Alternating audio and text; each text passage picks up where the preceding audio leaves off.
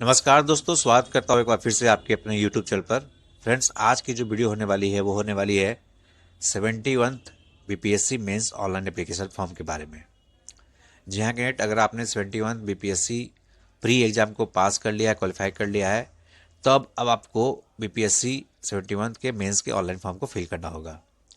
तो इस वीडियो में हम लोग डिटेल में बात करेंगे कौन कौन से पोस्ट है, किस तरह से पोस्ट प्रेफरेंस देना है, कौन से लोग अप्लाई कर सकते हैं, कौन कौन से डॉक्यूमेंट चाहिए फॉर्म को भरते समय। तो वीडियो को लास्ट जरूर देखिएगा।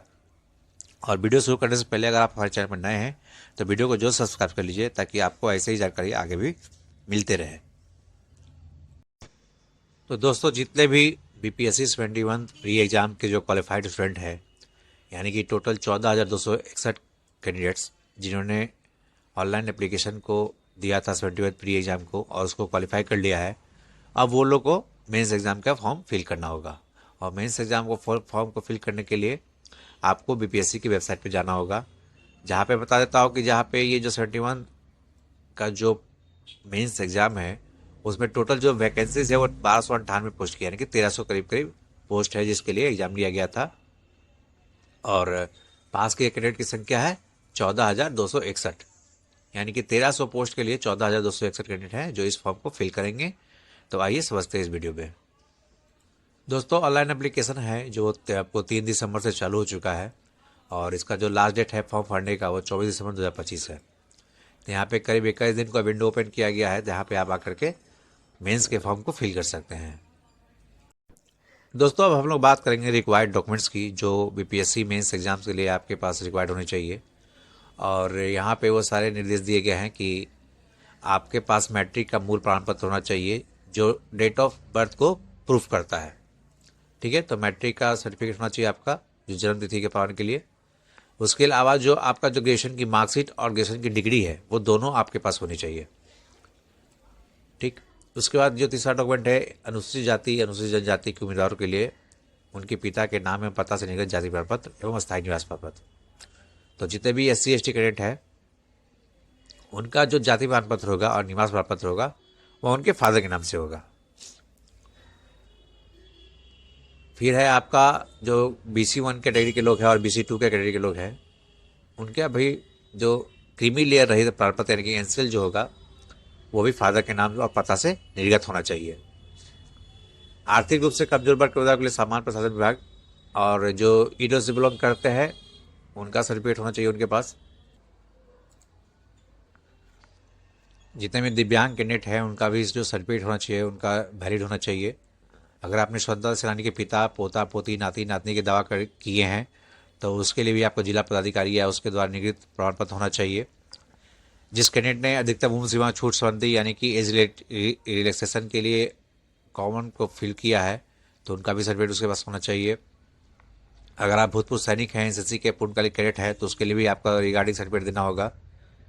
उसके अलावा अगर आप केंद्र सरकार, बिहार सरकार या किसी अन्य राज्य सरकार के अधीन कहीं भी किसी पोस्ट पर सर्विस कर रहे हैं तो वहाँ से आपको नो ऑब्जेक्शन सर्टिफिकेट देना होगा। उसके अलावा आपको एक फोटो युक्त पहचान पत्र प्रोवाइड करने होगा।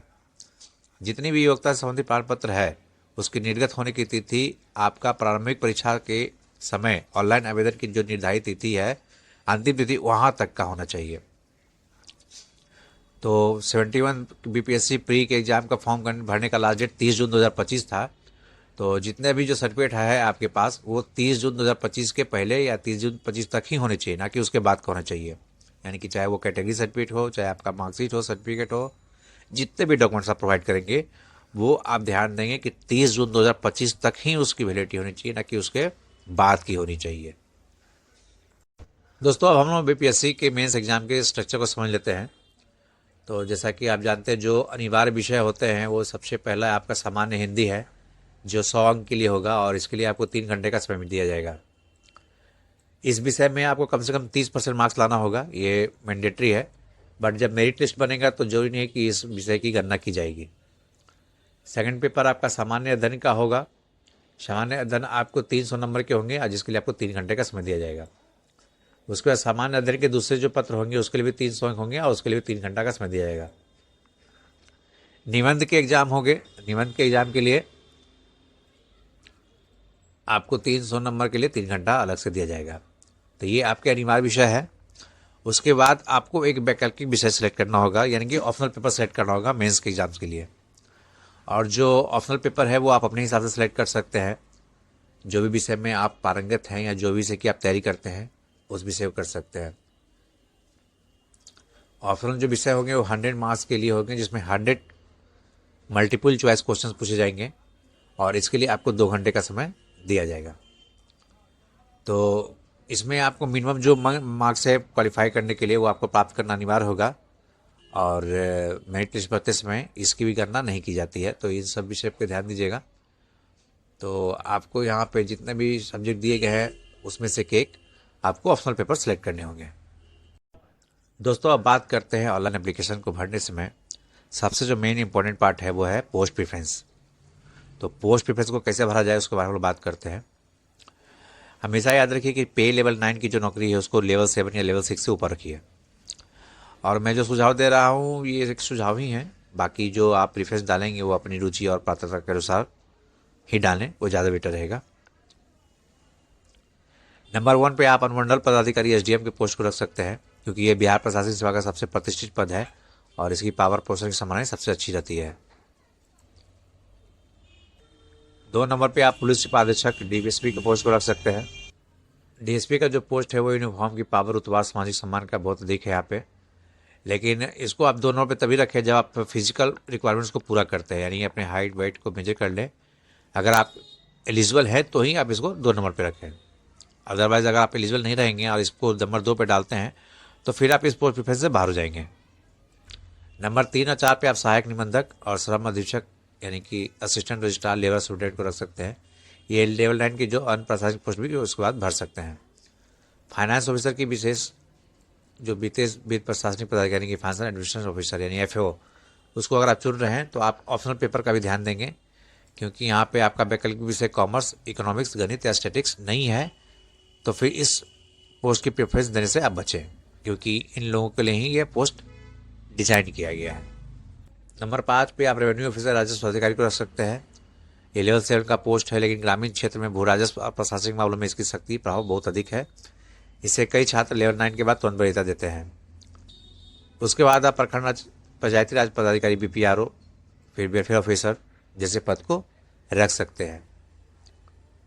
ये जितने भी पोस्ट प्रेफरेंस है आप अपने स्वास्थ्य, रुचि और ऑप्शनल सब्जेक्ट को ध्यान में रखकर ही दें, ताकि कोई भी कॉलम खाली नहीं रहे। तो दोस्तों, ये थी जानकारी BPSC 71 मेंस एप्लीकेशन फॉर्म की, जहाँ पे मैंने बताया आपको कि किस तरह से आप पोस्ट प्रेफरेंस भर सकते हैं, कौन कौन से डॉक्यूमेंट्स लगेंगे और किस तरह से फॉर्म को अप्लाई करना है। उम्मीद करता हूँ कि आपको ये वीडियो अच्छी लगी है। तो अगर अच्छी लगी है तो एक लाइक जरूर दीजिएगा और अपने फ्रेंड्स के साथ भी इसको शेयर कीजिएगा, ताकि उनको भी इसकी जानकारी मिल सके। चैनल पर नए तो चैनल को जरूर सब्सक्राइब कर लीजिएगा, ताकि हम ऐसे ही वीडियो आपके लिए लाते रहें। मिलते हैं आपसे अगले वीडियो में, तब तक के लिए जय हिंद।